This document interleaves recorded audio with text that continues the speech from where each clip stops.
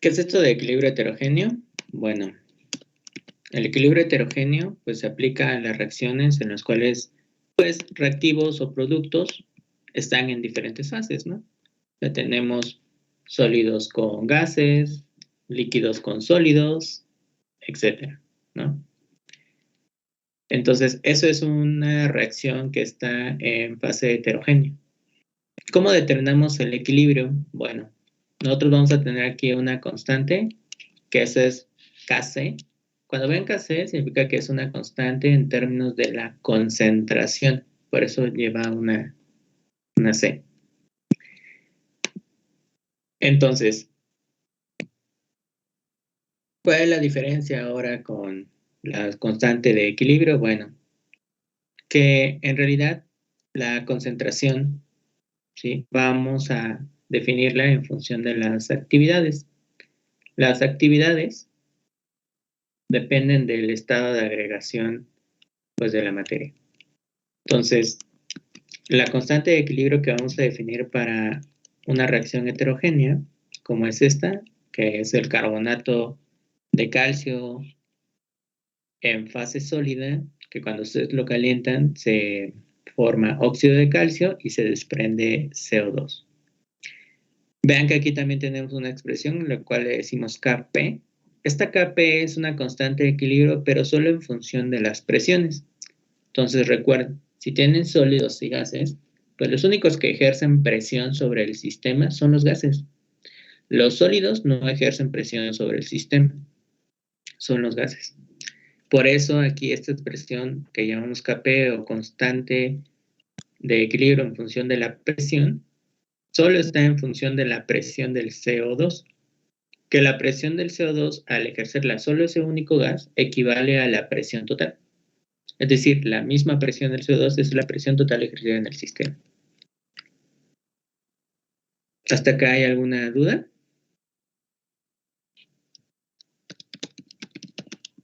No, profe. No, profe. Ok. Bueno, mientras ustedes copian, le voy a asignar el examen a Jessica. Entonces, tu cámara está un poco mal enfocada.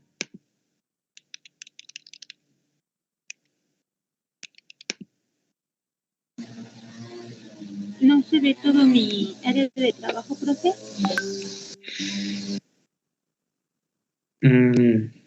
Pues no, se ve muy borroso. Ay, es que es la cámara de mi computadora, no tengo como, pues es como de mala calidad porque ya está viejita. La voy a intentar limpiar a ver si se ve mejor. Bueno, entonces te lo voy a enviar mediante mensaje directo. De ahí me lo vas a entregar. ¿Está bien?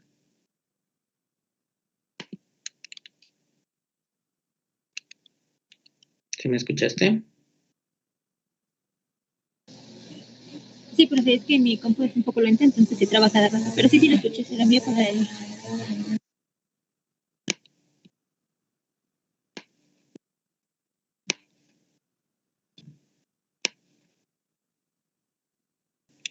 Bueno, vamos a continuar. Entonces, la expresión de la constante de equilibrio en función de las actividades va a quedar así, ¿no? Que es las actividades de los productos elevadas a su coeficiente estequiométrico entre las actividades de los reactivos elevadas a sus coeficientes estequiométricos. Las actividades dependen de, pues, qué tipo de fase tengan, ¿no? Para líquidos puros, la actividad es 1. Líquido puro quiere decir que no está formando parte de una solución, que es el líquido total. O sea, por ejemplo, es el agua, pero es agua pura. Acetona, cualquier molécula que esté como líquido puro significa que no está en solución. Una de las razones por las cuales, por ejemplo, hacemos soluciones que estén muy diluidas, o sea, con muy baja concentración, es porque justamente se comportan como líquidos puros o termodinámicamente, pues su coeficiente de actividad es muy parecido a 1.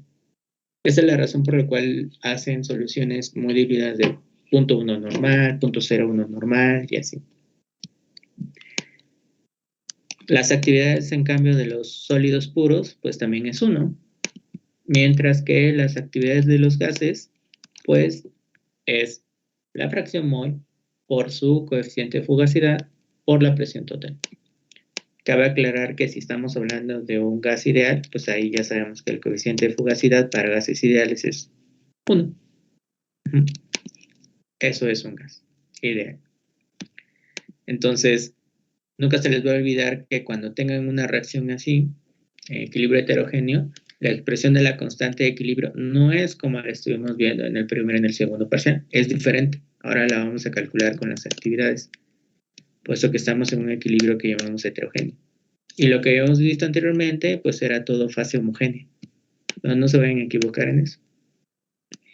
Vamos a escribir un problema en el cual nos pidan determinar la constante de equilibrio, ¿no?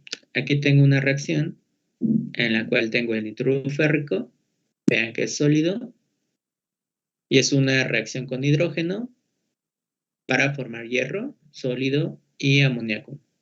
¿Cuántos gases hay acá? Bueno, pues hay 2, ¿no? Y 2 sólidos.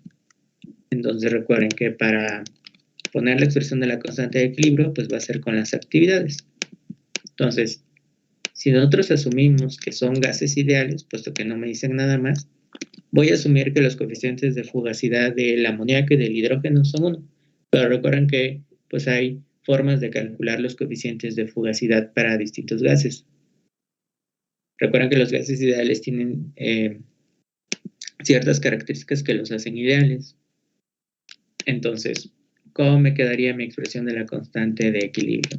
Bueno, pues es la actividad de los productos, y mis productos son el hierro y el amoníaco, elevado a su coeficiente estequiométrico, que son 2, 2, entre las actividades de los reactivos, que es la del nitruro férrico elevado al cuadrado y la del hidrógeno elevado al cubo.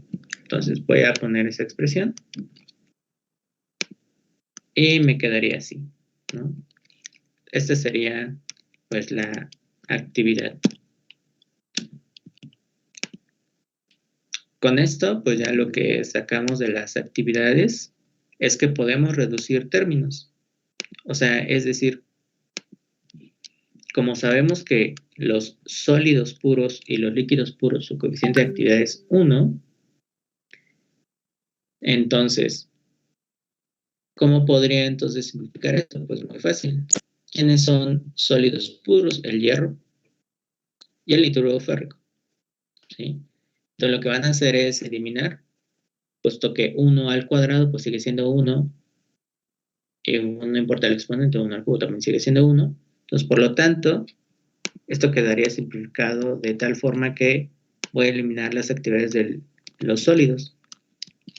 Entonces me quedaría así. Vean que nada más es la actividad del amoníaco entre la actividad del hidrógeno al cubo. Si yo simplifico esto, es decir, si pongo en función de las actividades de los gases, pues esto me queda que la actividad de cada gas sería la fracción mol por el coeficiente de fugacidad por la presión total. Claro, deben estar elevados a su coeficiente estequiométrico. Pero si ustedes se dan cuenta, yo puedo todavía seguir simplificando, ¿no? Asumiendo que son gases ideales, yo puedo también eliminar los coeficientes de fugacidad, porque pues si es 1 al cuadrado, pues también a 1. La presión total al cuadrado con la presión total al cubo también la puedo simplificar. Entonces, esto me quedaría así. Y por lo tanto, pues ya nada más me queda así de esta forma. ¿Mm? Y bueno, ya nada más queda finalmente que la constante de equilibrio pues va a ser en función de las reacciones mol del amoníaco y del hidrógeno con la presión total. Eso quiere decir que para esta reacción en particular, el equilibrio está dado solamente pues por la presencia de los gases, ¿no? Recuerden que los gases tienden a ocupar todo el volumen del recipiente que los contiene. Entonces, esa es la razón por la cual en este equilibrio heterogéneo, pues la constante de equilibrio está dada en función de la presión y las fracciones mol. ¿Hasta acá alguna duda con la expresión de la constante de equilibrio?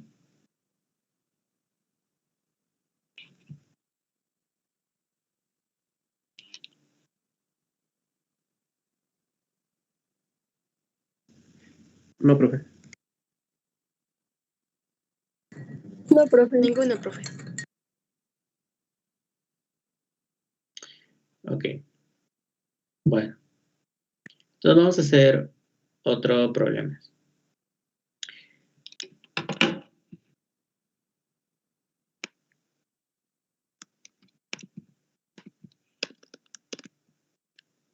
Vamos a hacer este problema. Tenemos acá que dice, en un reactor por lote experimental de 12 litros, que opera isotérmicamente a 823 Kelvin, se lleva a cabo la siguiente reacción que alcanzó el equilibrio, ¿no?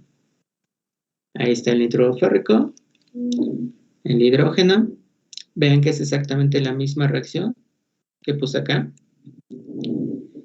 Y nos preguntan, ¿no? Si se alcanza el equilibrio a 250 atmósferas de presión y se obtiene una concentración de amoníaco de 91.42% mol, hay que determinar la constante de equilibrio de la reacción.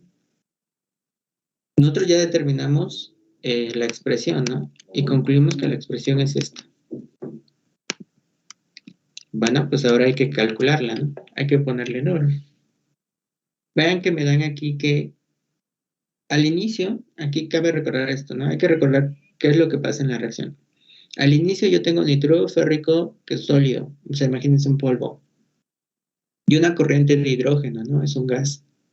Si tú pones eso al inicio en un reactor experimental, estos 12 litros están ocupados solamente por el hidrógeno, ¿no? Porque ese es al inicio de la reacción. Al finalizar la reacción, que consideramos que llega al equilibrio, pues entonces, claro, voy a reducir la cantidad de moles de hidrógeno y va a aumentar la cantidad de moles de amoníaco. Pero estamos de acuerdo que el volumen que ocupan tanto el hidrógeno como el amoníaco en suma deben ser los 12 litros, puesto que el reactor no va a cambiar de volumen, el reactor ya es algo fijo que está construido. Lo único que está variando aquí es la cantidad de moles, y vean que el equilibrio se alcanza a una presión de 250 atmósferas, ¿no? Vean que es una presión muy, muy alta. Por cierto, ¿ustedes saben cuál es la presión que puede aumentar un ser humano? ¿Puede resistir, perdón, un ser humano? No, profe, ¿cuál? Por ejemplo, al nivel del mar, nosotros estamos a una atmósfera, ¿no? Y cada vez que descendemos, pues en realidad lo que tenemos sobre nosotros es una cantidad de líquido, ¿no? Entonces, la presión que vamos a aguantar depende, pues primero, en dónde la estamos aguantando. Entonces, la presión que puede soportar el ser humano o el cuerpo humano depende de, pues, en dónde sea, ¿no? En general, pues nosotros podemos aguantar, pues, ciertas presiones. El límite máximo que podemos aguantar, pues sería sobre nosotros unos 250 más o menos, metros. O sea, me refiero a profundidad del mar. Eso quiere decir que pues nosotros, si multiplicamos, pues ya saben cómo sacar la presión hidrostática, ¿no? Que es la densidad por la gravedad por la altura. Pues ahí podrían darse cuenta que en realidad son 214 metros de agua sobre nuestro cuerpo, es lo máximo que podríamos aguantar. Eso también significa algo increíble porque, por ejemplo, las especies que están a bajas, a una profundidad mayor a estos 214, pues no podemos ir, ¿no? Necesitamos instrumentos para meternos nosotros, controlar la presión e ir a verlos. Esas especies acuáticas soportan unas presiones tremendas. ¿Y eso qué quiere decir? O sea, lo que quiere decir también es que ellos no pueden subir. Es decir, si ellos disminuyen su presión, lo que pasa es que la cantidad de oxígeno aumenta. Entonces, digamos que si ellos quisieran subir, aparte de que disminuye la presión, que su cuerpo sí aguanta, El problema está en que ellos se ahogarían. Entonces, por lo tanto, hay cosas que no pueden ser. Por ejemplo, ¿han visto la película de Titanes del Pacífico? En esa película hablan sobre unos, Sí, sobre unos monstruos que están en las profundidades y emergen, ¿no? Eso no es posible porque, les digo, ellos están a cierta presión. Entonces, no se preocupen por cosas que viven en las profundidades, jamás podrían emerger a la superficie, puesto que la presión los va a ahogar. La cantidad de oxígeno va a aumentar tanto que pues se van a ahogar, simplemente. Entonces no, siempre crean en la ciencia. 0.085. Recuerden que la suma de las fracciones mol de todas las especies que son gases, pues da 1, ¿no? Aquí tenemos los gases, por eso hacemos esta diferencia, ¿no? Pero si fueran 3 gases, pues da lo mismo. O sea, yo tendría que tener las 3 fracciones mol para que en suma me den 1. Nunca vayan a olvidar eso. Entonces solamente hago esto porque son 2 gases. Pero si fueran más, pues ya saben cómo hacer. Y bueno, sabemos que la presión total, aquí nos lo dice, que hay en el equilibrio, son 250 atmósferas. Entonces, si sustituyen estos datos, ¿cuánto les da su constante?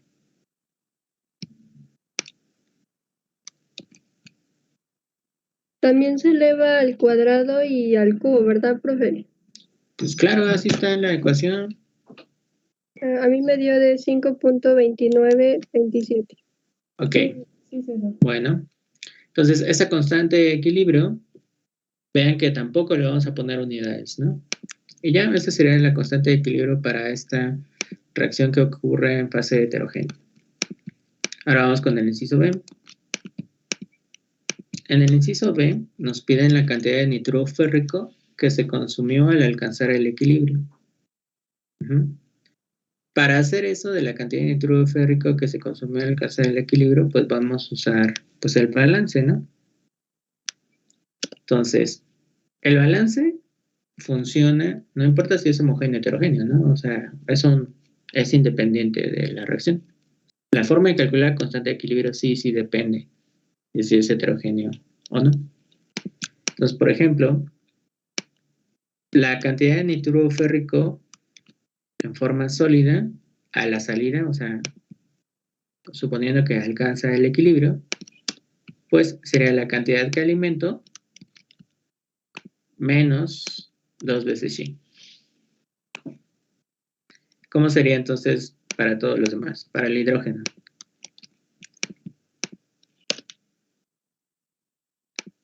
¿Cómo quedaría?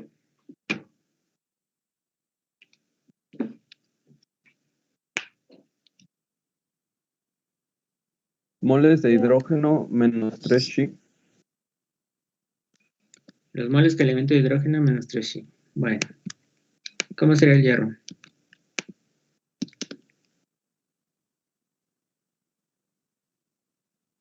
Las moles alimenta a 2 Chi. 2Y nada más. No alimento. Sí, no, pero se me fue. El amoníaco, Igual 2Shi. igual 2Y, ¿no? Listo. Ahora, hay que considerar una cosa. El número total de moles que hay en el equilibrio. Vamos a determinarlos, pero vamos a determinar el número total de moles solamente de la especie gaseosa. ¿Por qué? Bueno, porque voy a tener que usar la forma de los gases ideales. Y esa ecuación solo sirve para los gases, no sirve para los sólidos, ¿no? Por eso es gases, forma de los gases ideales. Entonces, el número total de moles de solamente la especie gaseosa, pues lo puedo calcular con la presión, el volumen y la temperatura, ¿no? Claro, este número total de moles de la especie gaseosa, pues solamente es en el equilibrio, ¿no? Por eso me dan aquí la presión, el volumen no va a cambiar porque el reactor no cambia de volumen, Y aparte nos dice que opera isotérmicamente, eso significa que la temperatura se mantiene constante al inicio, en el equilibrio y al final de la reacción. Entonces, si ustedes sustituyen estos datos de la presión, el volumen y R, ¿qué número de moles total les da?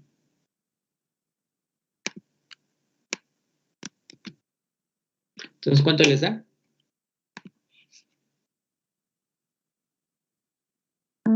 A mí me dio de 44.42. ¿Ok? También a mí.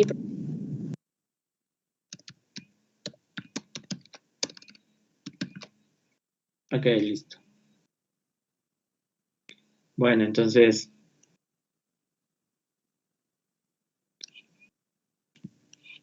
una vez que ya tenemos la cantidad de moles, pues ahora lo que podemos hacer es, pues, proponer cómo es la fracción mol, ¿no? Recuerden que aquí en fase heterogénea, pues si se han dado cuenta, estamos trabajando mayoritariamente.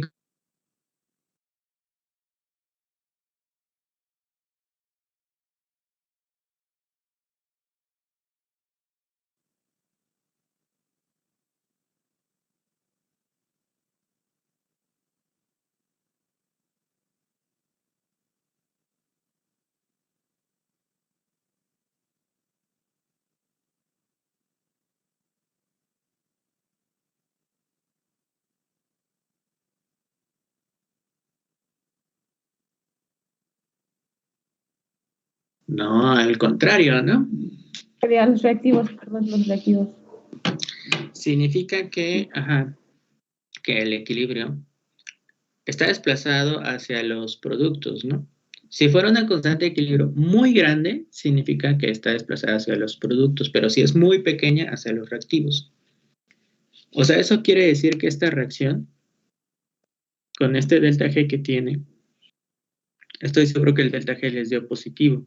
Eso quiere decir que esta reacción no ocurre de manera espontánea. Espontánea no quiere decir rápido, solamente quiere decir que se ocurra o no en la dirección en la cual estoy poniendo. O sea, que si ustedes ponen el óxido de cromo e hidrógeno, no le gusta. O sea, esto sí reacciona, pero va a ser en muy poquita cantidad.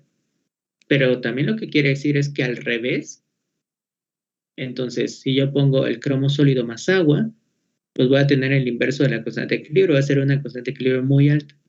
Pues sí, tiene razón, ¿no? El cromo más agua, pues esto es una reacción de oxidación, ¿no? O sea, ustedes tienen un metal, humedad y tienen un óxido, ¿no? Eso es lo más común, eso es una reacción espontánea que ocurre en la dirección en la cual yo le estoy poniendo.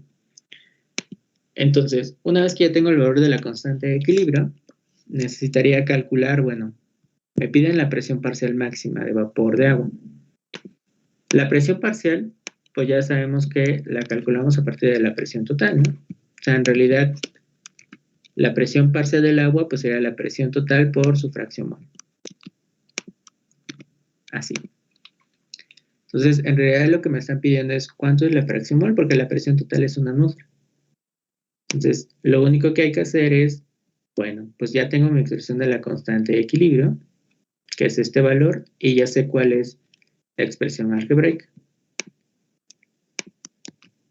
Entonces, yo sé que la constante de equilibrio que está en función de las fracciones mol es este valor. Pero pues aquí tengo dos variables, ¿no? ¿Qué más sé? Pues me haría falta otra ecuación, ¿no? Para que yo pueda obtener el resultado. Esa otra ecuación, pues como siempre, ¿no? La suma de las fracciones mol de todos los gases, y aquí solamente hay 2 gases, da 1. Entonces vean que lo que tengo es un sistema de ecuaciones. Entonces ya nada más lo único que hay que hacer es resolver este sistema de ecuaciones simultánea y decir cuánto vale la fracción mol. Entonces resuélvanla.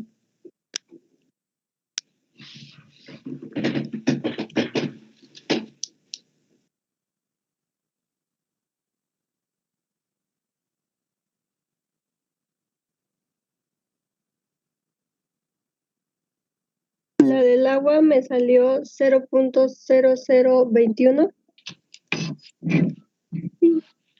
Ajá. y los hidrógenos 0.9978. Ok. Vean que estas son las fracciones que hay en el equilibrio, ¿no? Es justamente lo que esperábamos. Eso quiere decir que hay una menor cantidad de moles, muy, muy pequeña de agua, y mayoritariamente hay una mayor cantidad de moles de hidrógeno, ¿no? Pues sí, esperábamos que hubiera un poquito del producto. Y pues ya, habría que calcular entonces con esta ecuación la presión parcial del agua, ¿no? Que sería la fracción mol del agua por la presión total, que es una atmósfera. Entonces, pues es esto mismo, por 1, pues es esto. Esa sería la presión parcial máxima. Vamos con otro inciso. Profe, perdón, antes de que pase, ¿podría subirle un poquito para poder terminar de copiar todos los datos? Sí.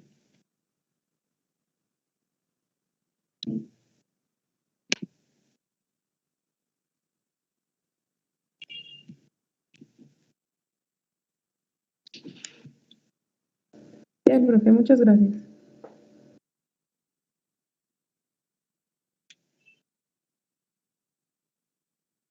Ok, vamos a hacer el inciso B. En el inciso B lo que me piden es determinar si la reacción del óxido de cromo con hidrógeno es una reacción exotérmica o endotérmica. Entonces, ¿qué podemos hacer ahí? Usar la de Banco. O sea, en realidad yo necesito calcular cuál es el signo de la entalpía, ¿no? Entonces, como este dato no me lo dan y lo único que me dan es el valor del delta G y yo ya sé cuánto vale la constante de equilibrio, pues puedo utilizar la ecuación de Banco. Entonces, si el delta G que me dan aquí es este, pues yo puedo calcular la expresión del logaritmo natural de la constante de equilibrio, ¿no? Que es menos delta G entre RT.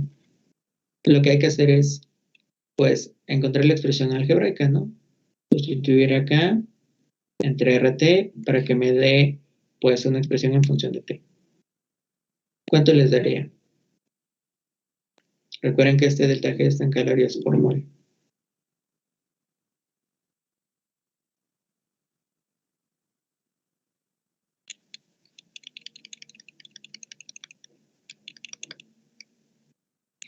Entonces, ¿cuál es la expresión algebraica?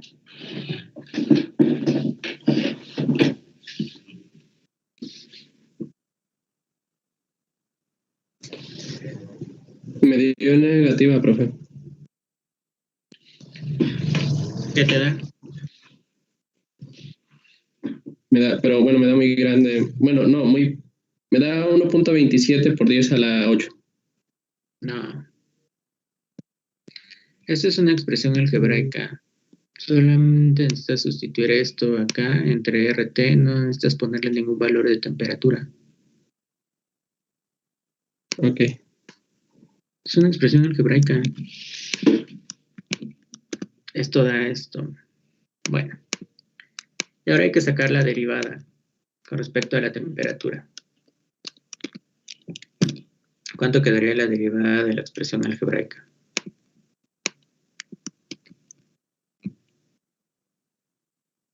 Quedaría, es de...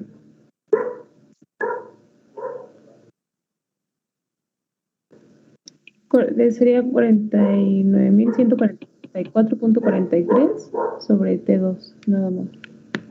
Al cuadrado, ¿no? Sí. Bueno. Y pues esto lo tienen que igualar con el delta H de reacción entre RT cuadrada. Listo. Si ustedes se dan cuenta, el término de T cuadrada está a ambos lados de la expresión. Los puedo eliminar algebraicamente. Entonces, si yo simplifico esta expresión algebraica, esto me quedaría así. Eliminé las T cuadradas y además sería multiplicarlo por R. ¿Qué valor de R? Bueno, pues todo el tiempo hemos estado trabajando con calorías por mol porque así está el delta G, entonces este R debe ser 1.987. Entonces, si sustituyen ese valor, ¿cuánto les da y en qué unidades? de 97.649.982 caloría mol. Sí, 97.650 calorías por mol. O kilocalorías por kilomol. Es lo mismo. Entonces, por lo tanto, la entalpía me da positiva. Y si da positiva, ¿eso qué significa? Que es una reacción endotérmica, ¿no? Ujú. Listo. Pues ya. Con eso determinamos si la reacción era exotérmica o endotérmica.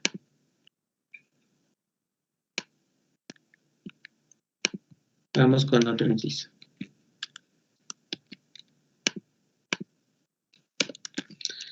Nos preguntan, ¿se afectaría el equilibrio en el inciso A si la presión de la mezcla gaseosa cambiara de 1 a 2 atmósferas? Bueno, hay que recordar que en el inciso A nos pedían encontrar la presión parcial máxima de vapor de agua en la mezcla gaseosa para que 1 atmósfera y 1500 Kelvin el cromo se oxide. Esta constante de equilibrio está medida a 1 atmósfera y 1500 Kelvin, ¿no? Puesto que vemos que la constante de equilibrio es función de las fracciones mol, y las fracciones mol están incluidas acá, esta presión y esta temperatura. Entonces, ¿qué dicen ustedes? ¿La afecta o no la afecta? Si yo cambio, en vez de que sea 1 atmósfera, que sean 2 atmósferas.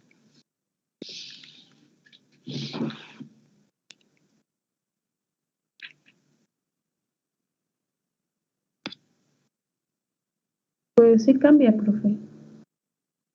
¿En dónde cambiaría? ¿Podría bajarle un poquito un poquito más?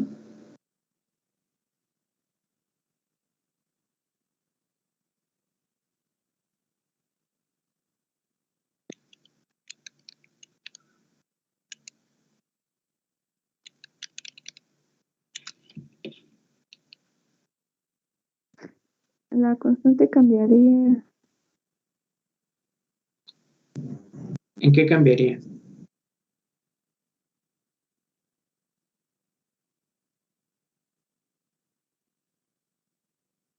O sea, ¿estás diciendo que ya no sería ese valor?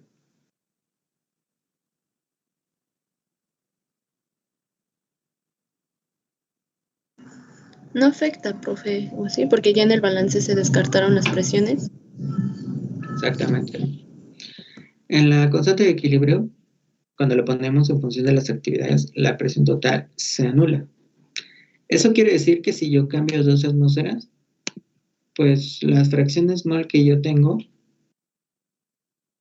que vean que está aquí, pues en el delta G no va la presión, ni acá. O sea, si yo cambio 2 atmósferas, yo seguiría teniendo el mismo sistema de ecuaciones y por lo tanto tendría la misma cantidad formada de agua y de hidrógeno.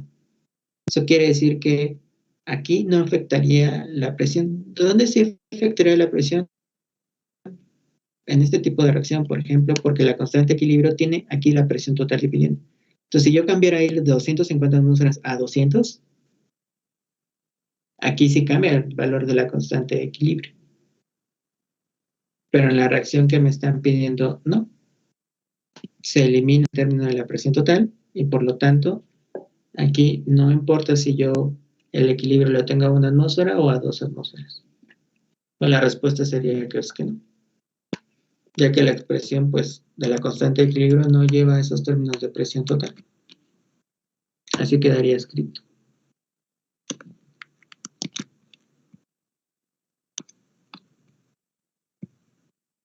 ¿Hasta acá hay alguna duda?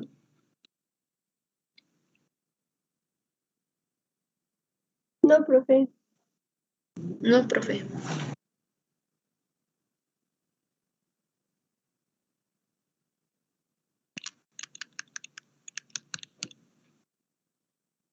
Ok, bueno.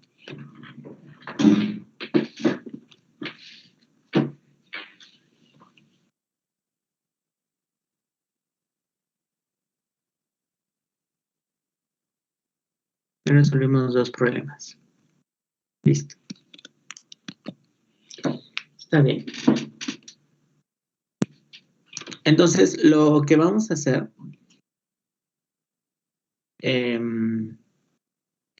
de ahora en adelante es que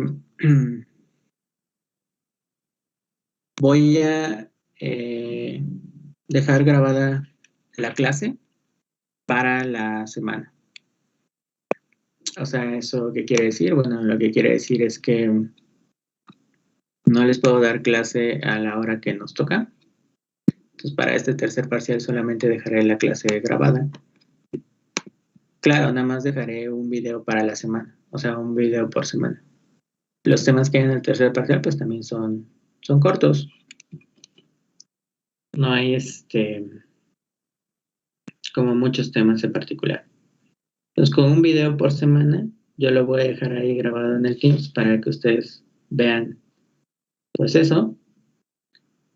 Y bueno, pues dejaré la clase para que, pues ya, ustedes puedan verla a la hora que más quieran, ¿no? Cuando estén más despiertos y con más ganas, pues sí, la puedan ver.